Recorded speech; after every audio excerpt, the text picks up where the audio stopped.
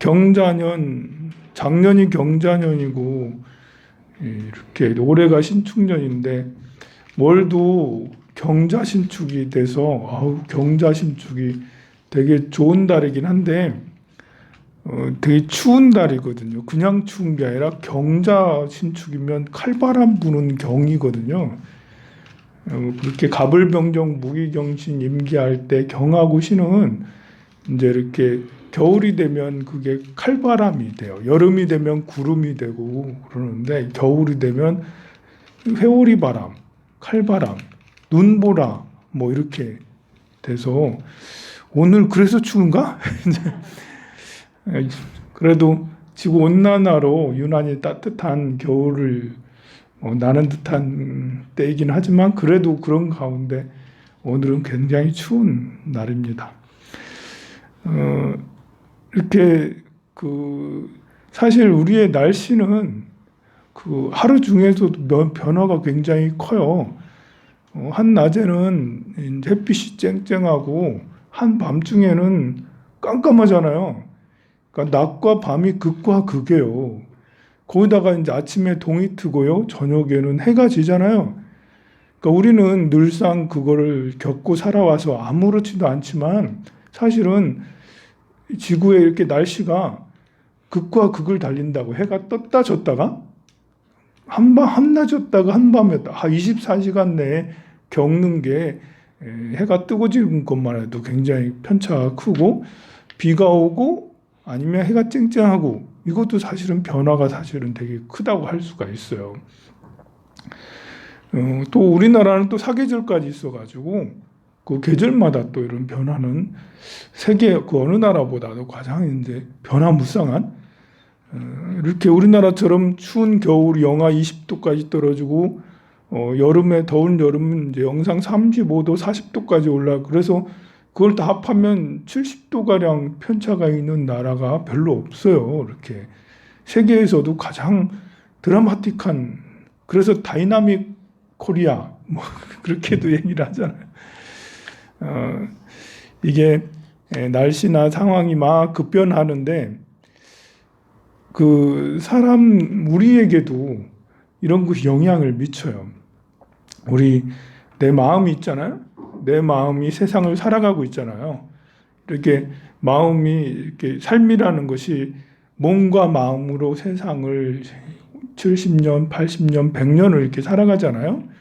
그런데 이 몸은 그래도 이렇게 변화를 오랫동안 이렇게 우리가 진화를 거듭해 오면서 그 날씨에 대해서 이렇게 환경에 대해서 몸은 어느 정도 견뎌내요. 그래서 추운 겨울도 따뜻한 여름도 그리고 깜깜한 밤도 이제 대낮 이런 것들도 어느 정도 변화가 이렇게 참아내는데 마음은 거기에 비해서 좀 이제 쉽지가 않아요. 마음은 물론 몸도 그걸 못 견디기 때문에 옷도 입고요. 옷을 반팔만 입기도 하고 옷을 파카를 입기도 하고 그것도 안 돼가지고 히터도 틀고 에어컨도 막 틀고 기구를 이용해야지 몸이 겨우 유지하고 막 그래요. 대한민국은 마음도 그래. 마음도 우리 상황이 변화에 따라 누가 칭찬해주면 좋다라 그러고 누가 비난하고 미워하고 갈등하고 이러되면 마음이 너무 힘들고 그래요.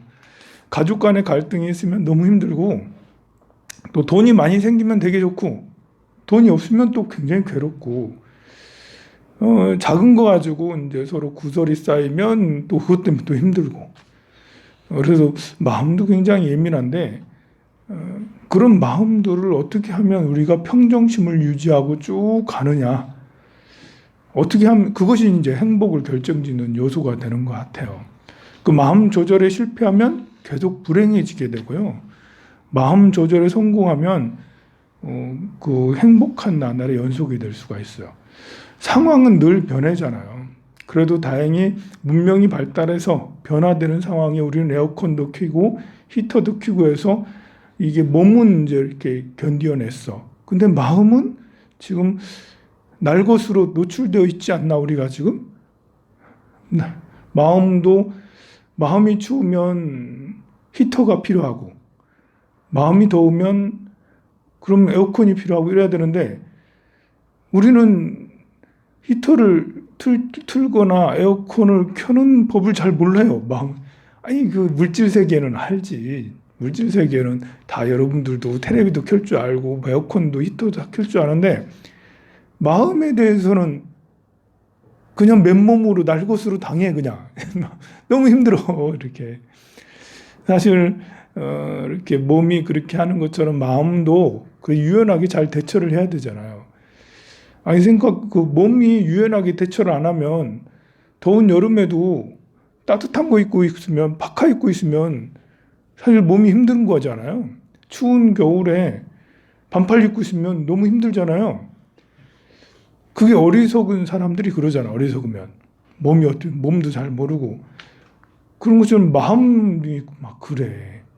그래도 몸은 보여지고 이렇게 잘 느껴지니까 우리가 이제 예민해. 몸을 어떻게 해야 될지는 예민한데 마음은 안 보이는 거라서 사람들이 몰라요. 어떻게 해야 될지. 그래서 히터를 켜야 될지, 이렇게 에어컨을 켜야 될지, 파카를 입어야 될지, 반팔을 입어야 될지, 마음은 잘 몰라요. 이게 참 그래 안타까워요. 그래서 살아가면서 좌충우돌 너무 마음의 고통이 변화가 너무 심합니다.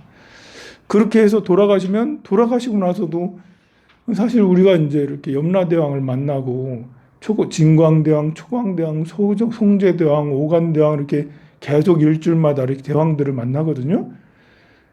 대왕들을 만난다라는 것은 심판을 받는 거잖아요. 검열 받는 거예요. 검열 받는 거. 여러분들이 대한항공에서 그렇게 그 인천공항에서 저기 어디 태국이나 일본 같은 데 가면 벌벌 떨면서 가요? 어떤 때는 기뻐요. 그리고 그 공항 거기 면세점 지나갈 때 돈 있으면 꼭 들어간다고 거기서 비싼 거 탄다고 돈 있으면 돈 없는 사람은 그냥 손가락만 빨고 이제 아이 쇼핑만 하고 이렇게 돈 있으면 거기 쇼핑할 그것 때문에도 또 이제 해외 여행 가고 싶은 거예요. 이렇게 쇼핑하러 돈 있으면. 이 검열대 지낼 때 아무것도 이제 내가 이렇게 문제가 없으면 검열대 지나갈 때도 또 이렇게 그 이미그레이션 이런 거 할 때도 여러분들 이미그레이션 할 때 벌벌 떠는 사람 있어요 여기서? 아니 그렇잖아요. 다른 나라에 입국하거나 우리가 출국할 때 그 앞에서 여권 주면서 우린 벌벌 안 떨어요. 당당하지. 이게 돌아가시고 나서 염라대왕을 만나는 것도 사실은 그래야 되는 거예요. 우리가 모르니까. 아이고 여러분들 판사 이렇게 그 법원에 가가지고 판사 만나면 벌벌 떨어요? 아니, 잘못한 게 있으면 벌벌 떨어요. 그런데 잘 모르면 벌벌 떨 수 있죠. 내가 잘못한 게 뭔지 모르면, 내가 잘한 게 뭔지 모르고 잘못한 게 뭔지 모르면, 그러면 지나가는 경찰도 어떤 때는 무섭더라고. 경찰 지나가면 그냥 무서워. 근데 우리가 민주주의 국가에서 이렇게 이제 독재 국가나 이제 그 정부가 폭력적이고 그러면 경찰 지나가고 군인 지나가면 무섭잖아요. 근데 발전된 민주주의 국가에서는 경찰 지나가면 오히려 편해.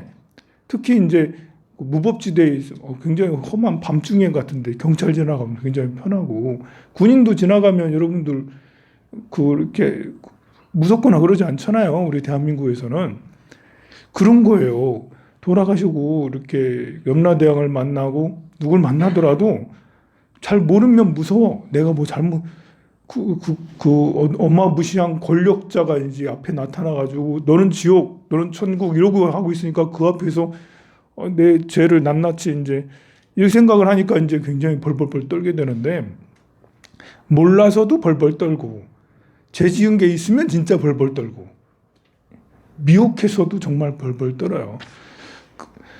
그게 아니고 그 원리를 알면 염라대왕 만나는 것이 그렇게 무서운 게 아니고, 뭐 심지어는 괜찮다, 재밌다, 좋다, 나쁘지 않다, 저승세계를 가는 것도 무섭지 않다, 갈만하다, 할만하다. 이제 그리고 다음 생으로 여행하는 그런 것들도 우리가 극락세계 다음 생을 준비를 계속 해온 사람이면 아니, 내가 돈이 많으면 이사 가는 게 즐거운 거예요. 이렇게. 돈 없으면 이사 가는 게 힘들어.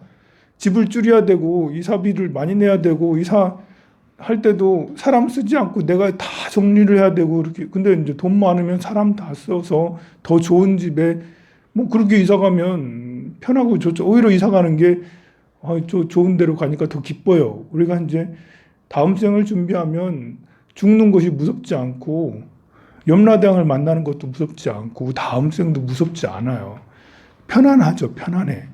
그래서 여러분들한테도 늘 다음 생을 준비하라고 하는 거예요.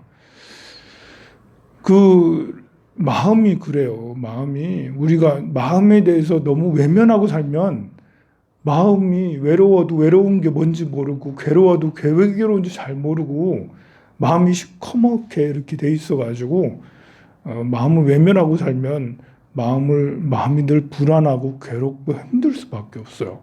그래서 대응을 잘 못해. 마음이 추우면 파카를 줘야 되는데 마음이 추우면 에어컨을 틀어. 마음이 더우면 히터를 틀어야 되는데 마음이 더울 때 아이스크림 갖다 주고 그런다니까요. 그게 이제 내가 마음을 잘 모르면 마음에 대해서 대응을 잘 못해요. 그런데 이 참법을 보아하니 우리 마음을 잘 이해하게 해줘요. 마음을 알게 해줘. 저는 이제 우리 대한민국의 대한불교 조계종이 대한민국 전 스님들이 12,000명의 모든 스님들이 1년에 봄, 가을에 한 번씩은 이 참법을 한 2번씩, 3번씩 꼭 독송을 했으면 좋겠어요. 금강경이 소위 경전이지만 저는 자비도랑 참법 같은 이런 참법이 소위 경전했으면 좋겠어요. 우리 스님들이 너무 철이 없어요. 어제도 뉴스에 9시 뉴스는 안 나왔는데 이렇게 인터넷 뉴스 보니까 스님이 기왓장을 아는 사람한테 기왓장을 갖다 준 거예요. 절에 기와 많이 여러분들이 쓰잖아요. 통두사든 내인사가든 이름을 다 쓰잖아요. 그거 이제 사실 그거 쓰면 이제 기와불사를 한 번씩 해야 되니까 기와불사 저 지붕에 있는 줄 알잖아 우리가. 그런데 그 절의 스님은 그러니까 스님이 때로는 철이 없을 때가 있어요. 모든 스님이 철이 없는 건 아니고 그 스님께서는 기왓장이 남았는지 그거를 아는 거사님 집에 갖다 준 거예요. 그 집 짓는다고 뭐 한다고 그러니까 시골에. 그래가지고 그 트럭에다 실어다 갖다 줬어. 그 비용도 많이 드는데 트럭 비서 들고 이제. 그래가지고 그 집에서는 집에 조경을 꾸미는데 기와를 바닥에다 깔은 거예요. 마당에다 깔은 거예요. 그럼 거기에 이름들이 다 써져 있잖아. 이름을 밟고 다녀야 돼. 이게 이제 인터넷 뉴스에 나왔어. 그게 참 답답하죠. 그게 이제 이렇게 사판이라고 해야 되나? 행정을 잘 안 하고 못 하다 보면 초보자로서는 어떤 때는 그런 실수도 하기도 해요. 이렇게 저도 이렇게 처음에 여기 와가지고 기와를 쓴 적이 있어요. 우리도 기와를 갖다 놓고 기와를 불사를 받아야지. 그 사람들이 뭐라겠어 나보고. 여기는 기와도 안 올릴 건데 기와를 왜 하냐고. 아니 다른 절에 큰 절에 가니까 다들 기와불사 하길래 다 공덕이 되니까 우리도 여기다 기와를 갖다 놓고 기와를 써야죠. 그래서 많이 쓰지는 않고 이제 몇 장 써가지고 저 앞에 화단에다 이렇게 꾸미고 그랬는데요.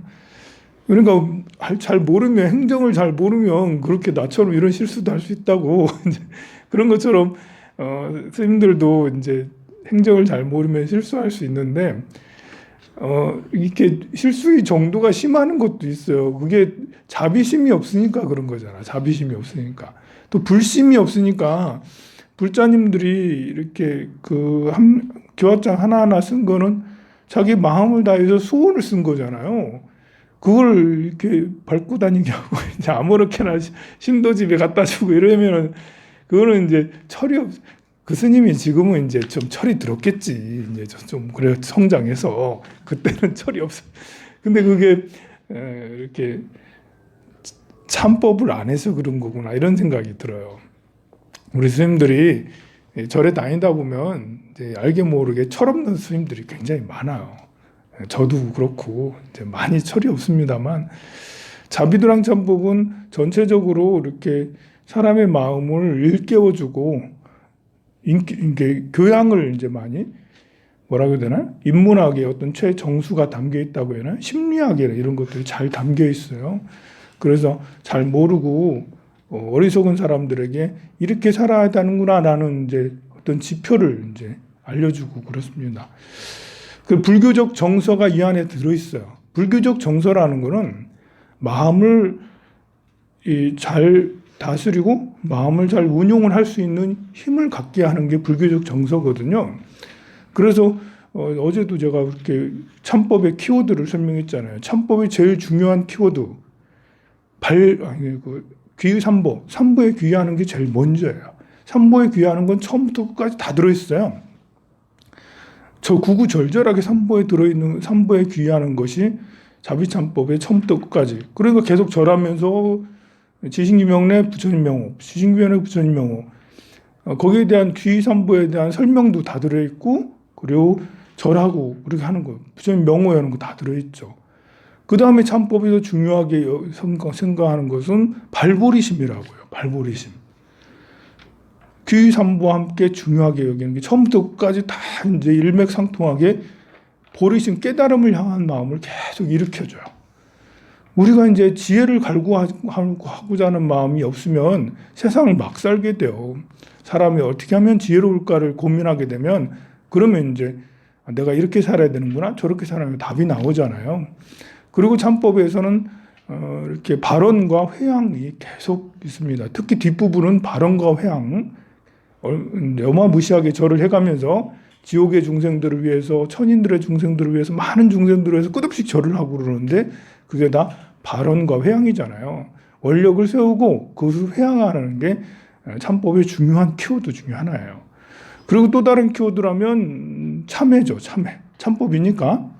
그래서 참회하는데 이렇게 인과응보에 대해서 계속 얘기를 해요. 삼권 사권을 보면 인과응보가 구구절절해요. 왜 내가 키가 작은지, 왜 내가 뚱뚱한지, 왜 내가 어리석은지, 왜 내가 복이 없는지 다 구구절절하게 나가요. 지옥에는 왜 태어나는지, 왜 괴물로 태어나는지, 왜 박복하게 태어난지를 삼권사권에서 인과응보를 쭉 설명을 해요. 인과응보를 읽다 보면 그러면 나쁜 짓을 절대 하고 싶지 이런 생각이 듭니다. 그리고 이제 우리 인간 생활에서 이제 사람과의 관계에서 부모 자식 간의 관계에서 또 직장에서의 사람들과의 관계에서 계중에서의 관계에서 절에서 이제 관계에서 해원석결, 원결을 푸는 이런 것들이 5권, 6권에 있어요. 그러니까 전체적으로 참법의 키워드들을 중요한 키워드들을 다 하나씩 한 10가지만 골라내도 지금 한 10가지 말했잖아요. 그것이 모두 다 마음을 어떻게 관리하고 마음을 어떻게 다스리고 어떻게 운용을 하는지 해답이 여기에 있다는 거죠. 마음은 그냥 착하게 사세요. 이거 하나 가지고 되는 게 아니거든요.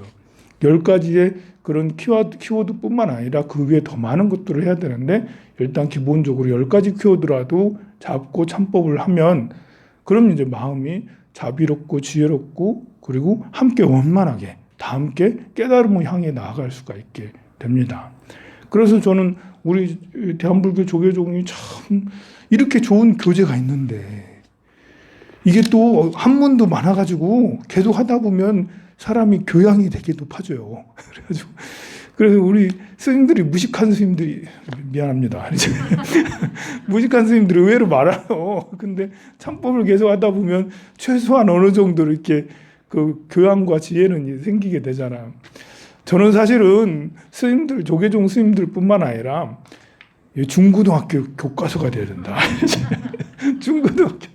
중고등학교 교과서가 돼가지고 이거를 좀 이렇게 아이들한테 이래라 저래라 할 수 없잖아요. 여러분들 이제는 부모가 돼가지고 또 교사가 돼서 아이들한테 이래라 저래라 할 수 있는 때가 아니라고요. 지금은 아이들 스스로 도덕을 깨우치고 윤리를 깨우치는 이런 때가 지금이잖아요. 이것만큼 더 좋은 게 어딨냐. 이제 저는 그런 생각이 돼서 이거 중고등학교 교재가 되고 수능 출제 한 3문제 정도는 여기서 나와야 된다. 수능이 여기서 한 3문제만 나와도 야, 온 국민들이 정말 착해지겠다. 이제 이런 생각이 듭니다만, 그래도 내가 대통령 하고 싶어요.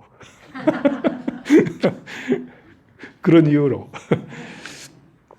그러면 이렇게 돌아가시고 나서도 고생 안 하고 염라대왕을 만나도 친구 만나듯이 존경하는 누군가 어떤 어르신 만나듯이 편하게 만날 수 있고 그렇게 되잖아요. 저승사자가 안 무서워.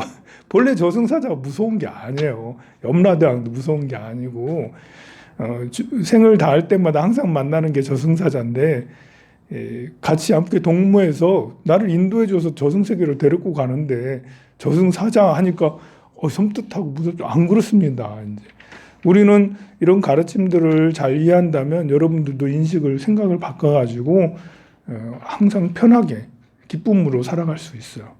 우리 김종철 영가님도 오늘 어제 딱 염라대왕을 만나는데 염라대왕하고 서로 이렇게 눈 마주치면서 서로 웃고 인사하고 친절하게 서로 밥도 같이 한 상에서 먹을 수 있는 그런 김종철 영가가 되면 좋겠습니다. 자, 영가님을 위해서 금강경 한번 독송하고 바쁘시더라도 여러분들 조상님도 저기에 다 계시고 하니까 김종철 영가님을 위해서 금강경 744페이지 다 펴시고 금강경